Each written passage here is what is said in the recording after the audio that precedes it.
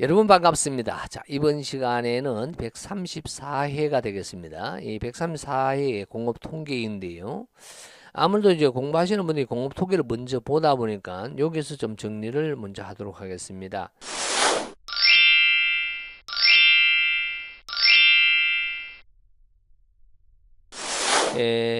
여기에서는 이번 134회 같은 경우는요. 공업 통계 같은 경우는 바로 1교시 즉 10점짜리가 7번입니다. 7번. 그 다음에 그 다음에는 2교시에 25점짜리가 6점이 나옵니다. 6번이면 6번이 25점짜리가 6번이 나옵니다. 이렇게 해서 두 문제가 나오게 되는데요. 문제는 뭐냐면 샘플링 검사는 한 문제가 나왔고요. 25점짜리가 실험계획법이 굉장히 많이 나와버렸어요. 실험계획법이. 그렇게 하다 보니 실험계획법이 한강으로 찍기는 이제 무리가 없잖아요. 있어요. 그래서 이렇게 정리를 하려고 합니다. 134회에서는요, 공업 통계에서는 한강으로 이를 끝낼 겁니다. 그 다음에 샘플링 검사와 실험계획법으로 한강을 정리하고, 그 다음 다시 실험계획법으로 한강을 정리하는 그런 형태의 패턴을 가지겠다라는 말씀을 드리겠습니다. 샘플링 검사 아마 나중에 보게 되면 또 다시 그 설명을 할게요. 자, 일단 이렇게 정리할게요. 이 134회는 바로 10점짜리는 7번에 있습니다. 7번. 다음에 25점짜리는 2교시 6번에 있다라는 말씀을 드리면서 지금부터 시작을 해 보도록 하겠습니다. 자, 134회의 1교시 같은 경우는요, 바로 7번에 있습니다. 7번이 바로 7번이 가장 일반화되는 공업 통계의 가장 기초 통계. 우리 교재상으로는 확률과 확률 분포의 제일 첫 파트에 바로 모수와 통계량에 대한 개념이 되겠습니다. 자, 이건 처음 나왔는 것이 아니고 지금 제 기억은 두 번째인 것 같은데요. 두 번째 아니면 세 번째였고요. 본문에도 있습니다. 다음 용어에 대한 설명으로 설명하시오. 모수와 통계량이에요. 모수는 일단 이렇게 하겠습니다. 모수는 모집단이고요. 통계량은 실효이다. 끝. 이렇게 정리를 간단하게 할 수 있고요. 다음에 모수의 점 추정치가 되기 위한 통계량의 조건은 이렇게 해서 우리는 네 가지가 있습니다. 우리 추정을 하는 데 있었어요.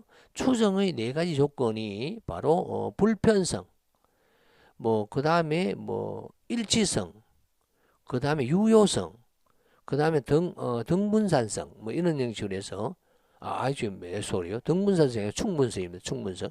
이렇게 네 가지라는 통계적인 조건이 있다라는 말씀을 드리겠습니다. 자, 본문을 여러분 참고해 주시고, 좀 읽어 드리겠습니다만, 이렇게 좀 정리할게요. 여러분, 이제 모수가 있습니다. 모수와 통계량입니다. 모수는 결론적으로 뭐냐? 로또입니다. 모집단이고요. 그럼 통계량은 뭐냐? 한 곳에 모아서 계산한 값이에요. 그럼 야는 뭐냐? 시료입니다. 그럼 이 통계량을 만드는 이유는, 이 시료를 구하는 이유는 모집단에서 뽑았는 거죠. 샘플링 하는 거죠. 하는 내용이 된다는 거죠. 반복해서 여러분 외울 수 있도록 그렇게 조치를 하고 있습니다. 제가. 그래서 결론적으로 이 로트에 있는 모수값을 알기 위해서 시료를 뽑아서, 즉 샘플링해서 보려고 하잖아요. 그럼 시료에서 계산되어지는 이 모든 값을 우리는 통계량이라고 할 수 있다라고 할 수가 있습니다.